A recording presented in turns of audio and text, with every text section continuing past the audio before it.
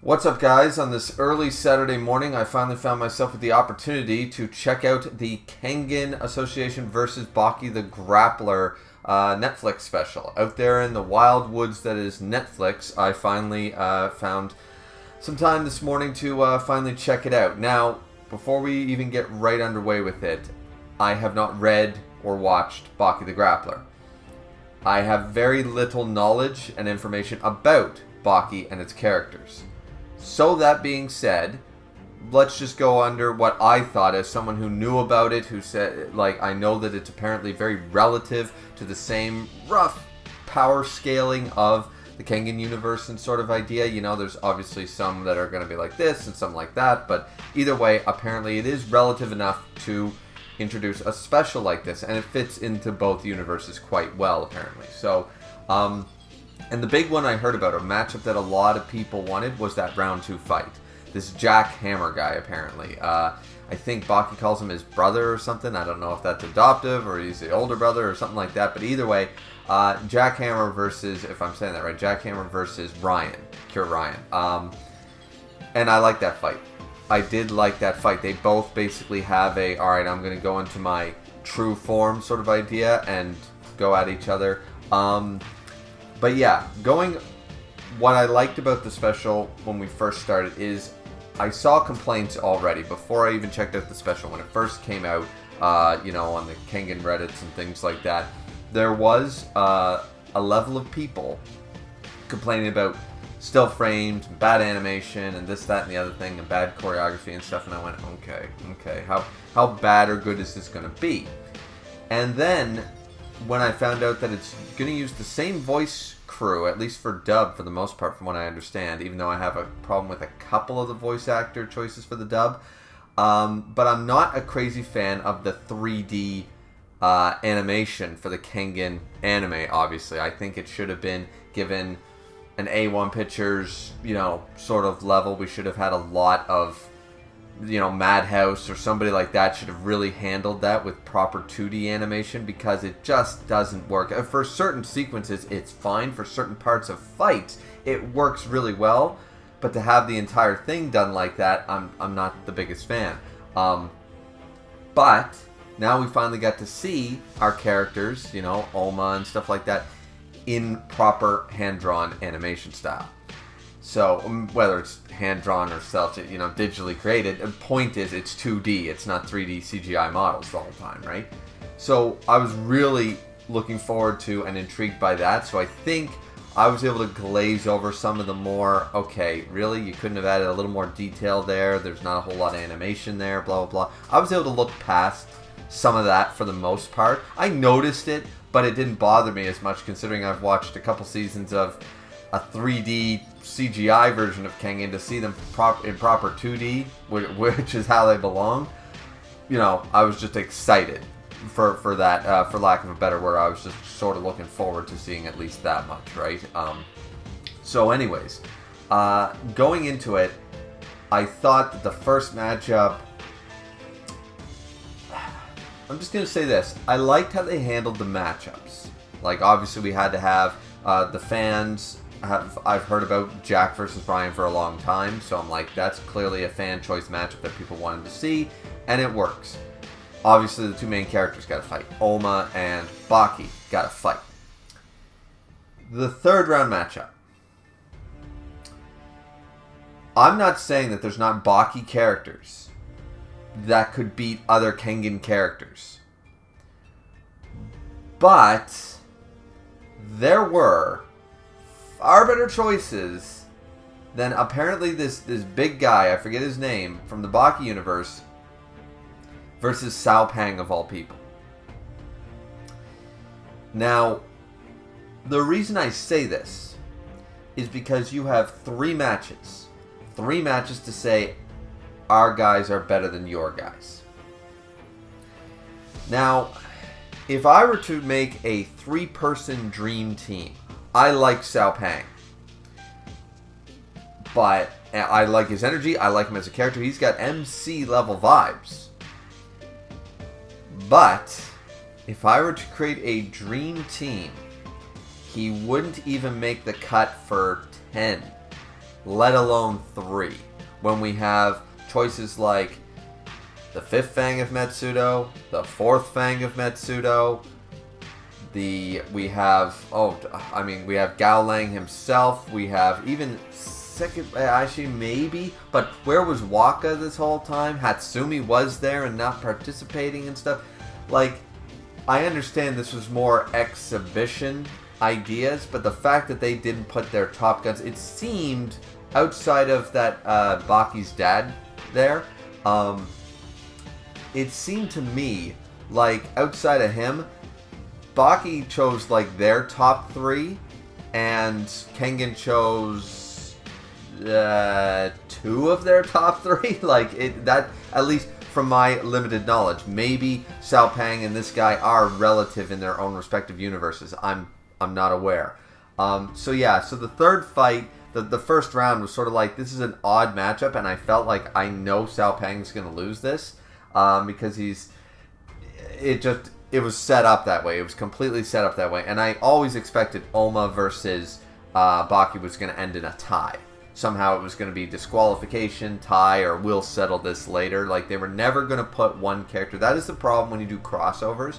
You never want to put, no author, even, I think that even if a mangaka or author were to agree, like, yeah, look, I created these characters, I love these characters, but Goku's going to kick their ass. So if we do a matchup thing, we can have fun with it, but Goku's inevitably going to win. Even if I, as the opposer, agrees to that, I don't think anybody who does a crossover, actually supports a crossover, is going to do that, because you're going to piss off an entire fan base of people. So we knew the Oma versus Baki fight was basically just going to be for the fun and a non-fight. Ryan beating Jack, I mean, that could have went either way, but the moment I saw Sao Pang down there, I went, Sao Pang's going to lose so that Ryan can win and we can have our third fight, right? So it was very typecast. It was very choreographed to the point of just completely like, yeah, we know how this is all going to go down. That being said, it was still enjoyable. I still liked watching it, and I still liked the interaction. It was more so the interactions between the characters. Once again, I'm not familiar with these Baki characters, but seeing, Julius there with the other, this big muscle-bound guy, and they're sort of talking about it. Hatsumi and the dude, they're both cigarette smokers or whatever. And then we had, of course, Adam and this other guy from Baki with the whole staring each other down, outside the washrooms. And then at the end of that was comedic. I'm not going to say it was comedic gold. It didn't make me bust a gut out laughing, but it was some great comedy. That was perfect to still have interactions. I did like that they tried to do that. In between fights and as the fights went on, they didn't just have the Baki characters talking to themselves and the Kengan characters talking to themselves. We did have interactions, intermingles, and stuff like that. I wish we actually had more of that, where the fights were always going to go down pretty much the way they were going to down. Each side was going to win one, and then there was going to be a non-fight, and almost anybody, before even watching the series, would have called that. Or the special, not the series. So, I did like that, and I just felt that we should have seen more of it. Where the choreography and the fights themselves were, I think the Ryan versus Jack fight was the best one.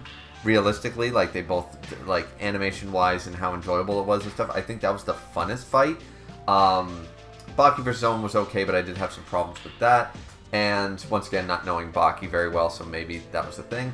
And, yeah, the Sao Pang fight was just kind of there. So, I wish we had more interactions between different characters. You know what I mean? Or more, just more conversations, more hijinks ensue, that kind of idea, right? So that was all fine and good. My going into the third fight, as I've already said, I think there was even repeat animation and stuff like that. And once again, choosing Sao Pang, this guy seems to be like, if you're going to do power scaling tiers, I feel like if you put Sao Pang in whatever tier you want to put him in, let's just use a number, let's just put him at B tier, I feel like this guy is going to be low A tier on most people's lists.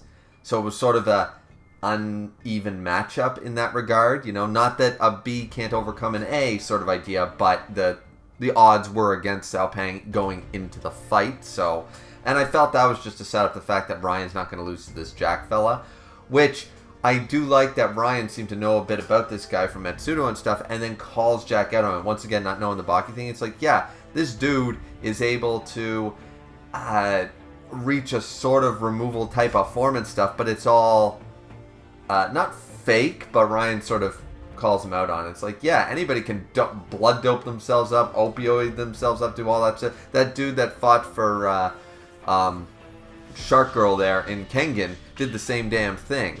And got disqualified before the Kengan tournament even began. I forget his name. But the ponytail guy who was all doped up on opioids, I don't feel any pain, blah, blah, blah, blah, blah. And it was like, yeah, so we've already made fun of that character in Kengan before it even the tournament even started. So the fact that that seems to be Jack's gimmick is that he's this crazy, you know, wild sort of character like Ryan, but it's not due to, you know, it's due to outside influences. So it's sort of like, okay, and Ryan calls him out on that stuff. And but once again, I thought the fight was pretty cool. I liked how it all went down, and I liked that this Jack character would never have given up so easily. So after they call the match, he still gets up, and they're like, all right, we're going to keep going. That part was fine, and I did enjoy the interactions going forth there. These randos being able to stop Ryan, though, that was a little odd to me. I'm just like, he's in 100% removal form. None of you can stop him right now. And once again, this is sort of like anime movies. Specifically, a good way to look at this is because later on, like Naruto movies and Bleach movies and stuff and One Piece movies, you can sort of know exactly where they would fit in, even if things don't make sense going forward past the movie. It's like, oh, this movie fits in here perfectly. No, but at least you know exactly where the timeline adds up. Go back a little bit to, let's say, Dragon Ball era. Let's go to the Dragon Ball Z movies specifically. They flat out do not work.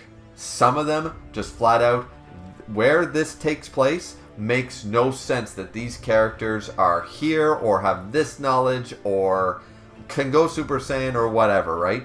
Same thing here. When is this taking place? Makes very little sense. Okay, for how characters are here. So, we don't actually know when this is supposed to take place officially, because the way it's handled and the way certain characters are interacting and stuff. Clearly, the Kengan tournament has been over. The Annihilation tournament has happened. But even that, the way the characters are interacting doesn't make sense. So, there is that.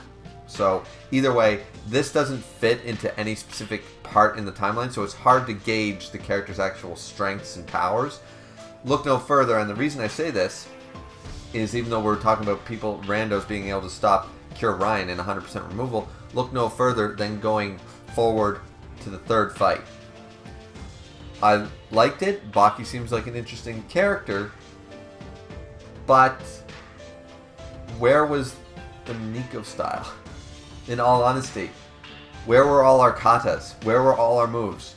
The Nico style is made fun of by Kengan fans for having so many damn moves, named attacks and stuff, and not just straight punch, straight kick and stuff. We have our flame katas, we have our adamantian katas, we have our water kata, we have our redirection kata. The thing that makes Oma so dangerous, his redirection kata barely used whatsoever in this Baki fight.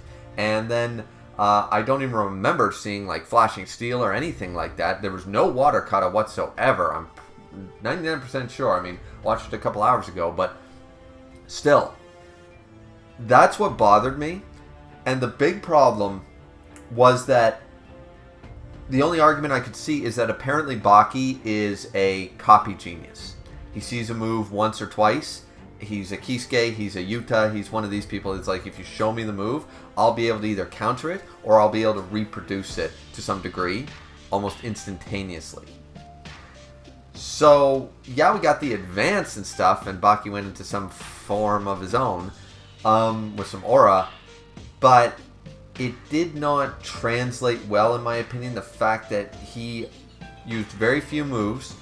Oma had no idea that that was his gimmick, because in the fight he even expresses, like, he's, after seeing Weeping Willow once, he's able to, you know? And it's like, okay, so going into the fight, he didn't know not to show off all his moves. So why wasn't he showing off any of his moves? And I could argue the same for Baki. I don't know if Baki has a huge arsenal of moves or not, but neither one of them seemed to use many names attacked. There was no Demon's Bane stuff. And I mean, I know the fight got interrupted and we knew it was going to be a tie, but the fact is that it felt like they were almost nerfing Oma to this point, because at what part is Oma supposed to be at? And once again, that's where the timeline doesn't add up. I could argue that this Oma would only have used, Weeping Willow and Indestruction if this was right before the tournament started. But Adam and Cosmo being on good terms makes no sense then. This has to be at least past round 1. And it can't be the end of the tournament, which once again, we'll talk about the interruption of the fight, because Agito is still right there, standing behind Mitsudo as the 5th Fang, as still a bodyguard. So this isn't before the tournament is over, either.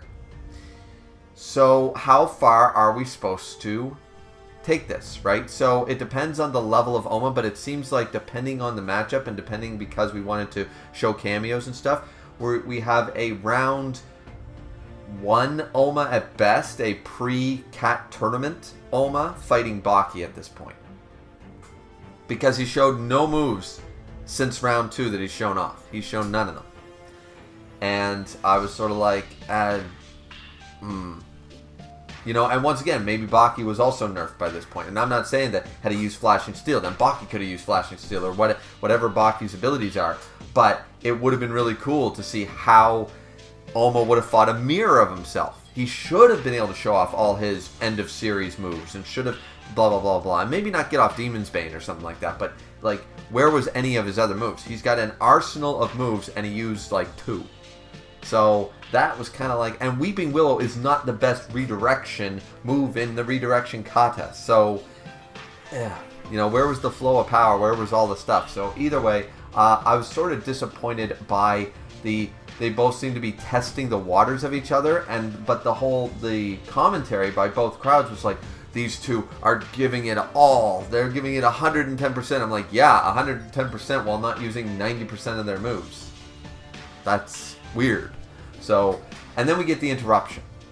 So, that was my big problem with the fight. And once again, haven't read Baki, so maybe Baki fans are going like, Baki wasn't even using anything he can do right now. Where was this move? Where was that move? And he should have been able to blitz this and do that.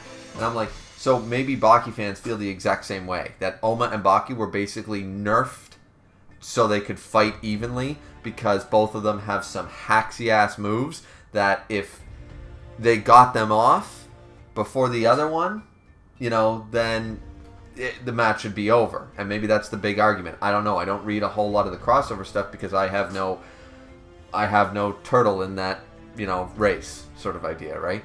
Turtle in the race. I haven't seen a good tortoise versus the hare in a long time. But anyways, so yeah, then we have the interruption. So that's my opinion on the fight. As I said, the round 2 fight was fine, and the fight between Baki and Oma was okay, but when we realized that this was all the fight was going to be, them throwing random punches and stuff for the most part, a couple of name moves, and that was going to be it, they could have handled that so much better, so much bloodier, so much better.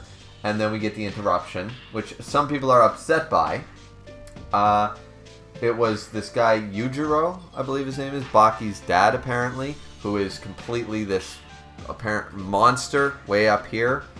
And the beard shows up. Worst dub choice, in my opinion. That is not a Kuroki voice. It is the one jarring voice that, for me personally, that I really do not like in the dub. Not that the voice actor is a bad voice actor. He does not have the voice for a 300-pound bearded master of martial arts. I'm sorry. I don't have the voice for that. I would never hire myself to play Kuroki. So why would I expect someone who sounds like me to try to play Kuroki and just go a little deeper with my register? That doesn't convince anybody, So, yeah. But the fact that Kuroki shows up is awesome.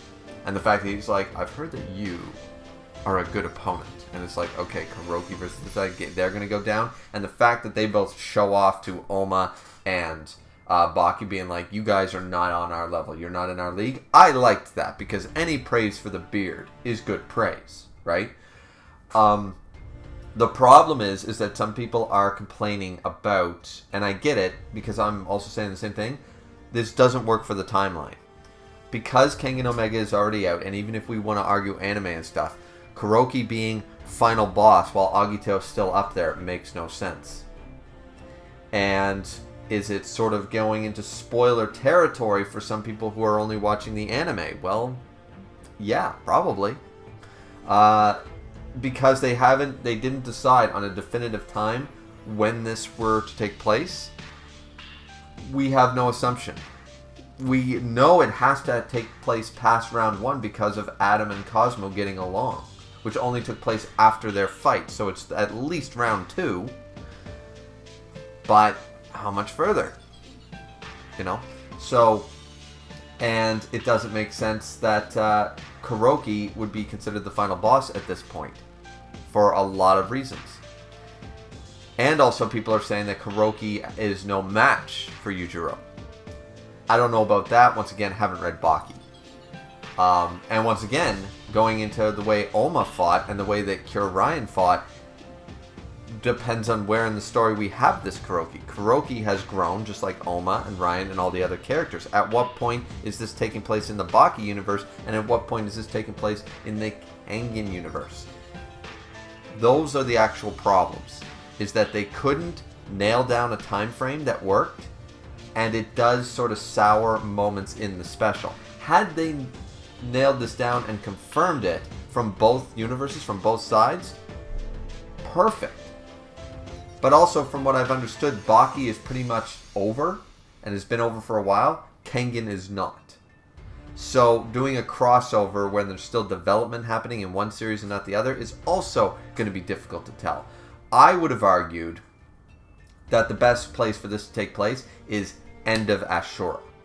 Confirm it's the end of Ashura and go from there.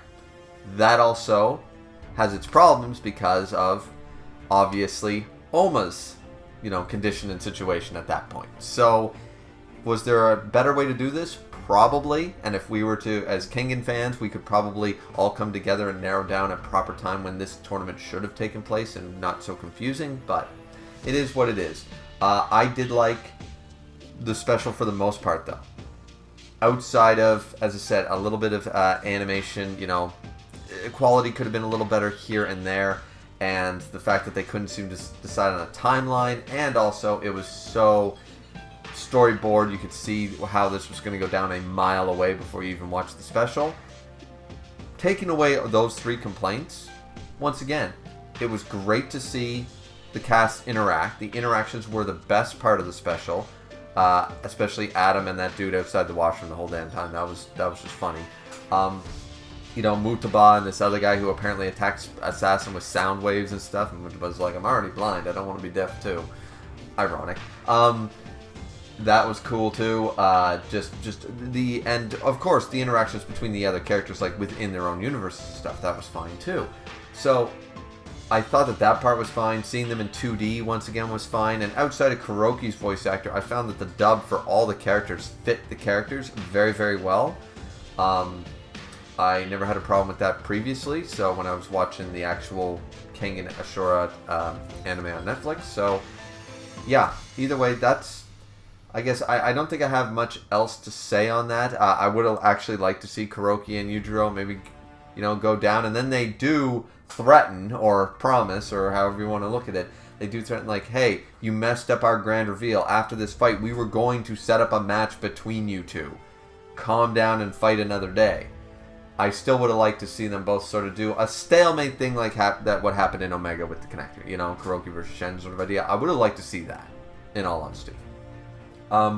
Either way, I forgot to say spoilers or anything here, but once again, I don't know. I review Kengan Omega week to week, so I suppose that it was going to always be spoilers anyways for that.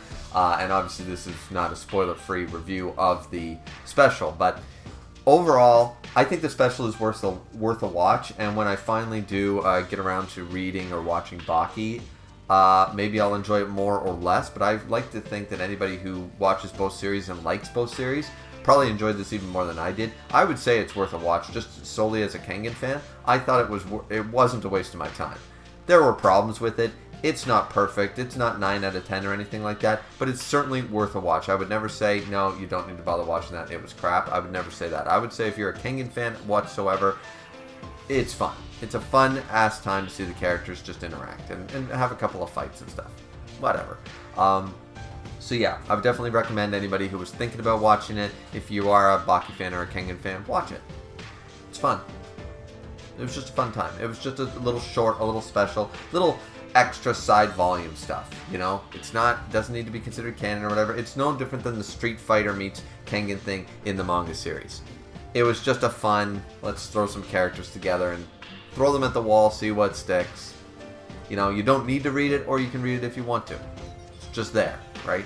So, yeah, when you treat it like that, it was a fine time. So anyways, that's it for me. That was the Kengan vs. Baki special review. What did you guys think? Let me know down if you guys absolutely hated it, or you thought it was really, really good, or you're of my opinion that it's worth a watch and not much more than that.